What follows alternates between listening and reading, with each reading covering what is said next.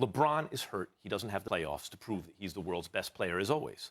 So the crown can be seen as up for grabs. We don't know who the best player is. And it's like Bob Gibson said about the best catch of all time, Hall of Fame pitcher for the Cardinals. He said it's like watching pretty girls go by. The best one ever is the last one you saw. And that's like the best player in the league right now. The best player in the league right now is the last one you saw. Right now it's KD. He just had that performance. Hard to imagine when you're watching that there's someone better. The day before it was Kawhi. Remember what Kawhi just did in a Game 7? The day before it was Luka. That. So today you're saying it's KD? No. What the point is? Because that's the question. The question is did KD convince you he's the best player in the world? No. The whole point is that's up for grabs, and there are a handful of dudes competing for it. And by the end of these playoffs, we'll have an idea who I'll be convinced, likely, who the best player in the world is. Okay. Luka's not going to be playing anymore. It's going to be hard for him to prove it, but he played as well as anybody in these playoffs. Jokic has a shot. Let's see. He's the MVP of the regular season. Kawhi has been excellent. He has a chance. James Harden, if he gets back, has a chance. Obviously, KD. He's the best scorer on the planet. There are a handful of dudes. KD is one of them. And this morning, after watching him last night, he's the best catch. He's the prettiest one. He's the best player. And tomorrow, it'll be someone else. Okay. So it changes every day for Max. It's until someone's the last pretty girl that he saw. So KD was the last pretty girl he saw, Stephen A. How about for you? Well, he's the best in the world. But let me say this to Max Kellerman. Seriously, man, you need to stop being so weak with these kind of arguments. That's weak. Seriously. No. It's weak. And I'm going to tell you why it's weak. You didn't have any problem calling Giannis the best in the world a couple of years ago. That was predictive. Time out. And even at the time, No. At the time, you said he was the best. Now, I know you changed your mind. I know you changed your mind in 5 days, which I teach you about. But that's not what I'm saying here. What I'm saying is you definitively said that's what he was. And you pointed to what you had seen over the course of an entire season. So what I'm saying is don't make the argument now, because I saw KD last night.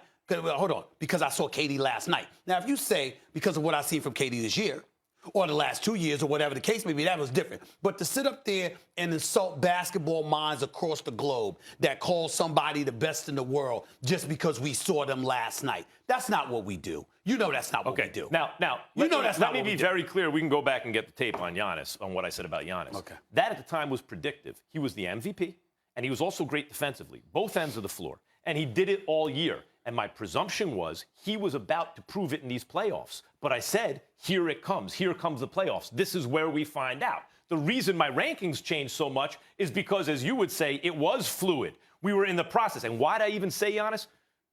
LeBron was hurt. Same thing. The injury to LeBron, to me, opened things up. Would it be Giannis? Would it be Kawhi? Would it be KD? Would it be this one? Would it be that one? Okay. And it wasn't Giannis. Okay, I'm not going to let you chew up all my time. What I'm going to say to you, however, to remind you of it, is that Giannis was the best player in the world on a Thursday. They were up 2-0 against Toronto. You didn't even, and based on those 2 games along with everything else. Correct. So then he had a bad 2 games against Toronto, and Toronto tied the series 2-2. And you went from having them number 1 to number 5. That's a fact. So now what I'm saying is it makes no sense. Now let me get to KD. Perfect. Here's why I tell you KD's the best offensive player in the world. There's no way to stop him. Offensive or best player? Offensive. And I would say the best player in the world because I think that what he does defensively is decent enough. You might find a better defensive player, but when you take into account how prolific he is offensively. So you're making the argument, best player in the world. I would make the argument he's the best player in the world, okay? Because I think that he has that kind of effect. This dude is efficient. He's a sniper. He's 6'11" with a handle. He's got a mid-range game that could rival anyone's on the planet. The guy's got long-range sniper ability. He's lanky. He's long. He can drive to the basket. He can defend shorter guys. He can defend guys his size. Now, if you got big size and girth and all of that stuff, no, you put him on your hips. That'd be problematic because he's skinny. That's about the only thing you could hold against Kevin Durant. When somebody came to me and asked me, because I got a Get At Me segment on my show, Stephen A's World, and this lovely young lady called me to ask about LeBron compared to KD. And we all know that I got LeBron as a Mount Rushmore. He was one of the top 3 all time, because his record is his record.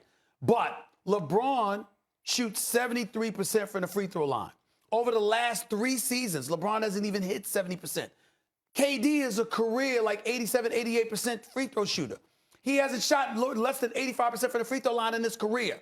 And we know what a shooter he is. The brother is unguardable. He is lethal. I told you years ago, Giannis didn't even belong in the same sentence as him. Now, I know KD may not talk like that, but I'm telling you, that's how I feel when I see him. He's just that prolific. And to think about the Portland Trailblazers in the situation that they're in now, let me remind everybody, the Portland Trailblazers were the folks with the number 1 overall pick. And they drafted Greg Oden out of Ohio State. People are still and drafting passed up centers on first Kevin then, Durant. yeah. And they said, that's why they still haven't won. All right, look, everything you said about KD's offense is true. If you asked me, Molly, if the question was, who do I suspect is going to be the best by the end of these playoffs after watching KD do that? KD is very smart. He understood, wait a minute, I'm 7 feet tall, I can score from everywhere. He could even defend, he could pass everything. Why isn't he on a Mount Rushmore, right? Oh, I don't have the championships. That's easy for people to understand. Let me make sure I have great teammates so people can see me play deep into the postseason, so I have a chance to play in the finals, win championships. He did that. He did it again in Brooklyn. Even Harden goes down, Blake Griffin steps up, dunks all over Giannis. He has great teammates again. So we are going to continue to see him play throughout these playoffs. And there's a good chance now with Harden's injury, he will be finals MVP. And at that point, if you said, are you convinced? Yeah, at that point, I'll be convinced. Dude, the lead changes depending on the last dude who played. KD played last. You want me to put him in first? Yeah. When Kawhi won a Game 7, when Kawhi won a Game 7, they're dropping 42 points. And you were the only one who said he's the best in the world. He might be right now. I can line up, and Kawhi is lethal. We know he's big time. I can line up one NBA analyst after another across the globe. And no one would agree with your assertion that the best is based on the last performance you just saw. This moment,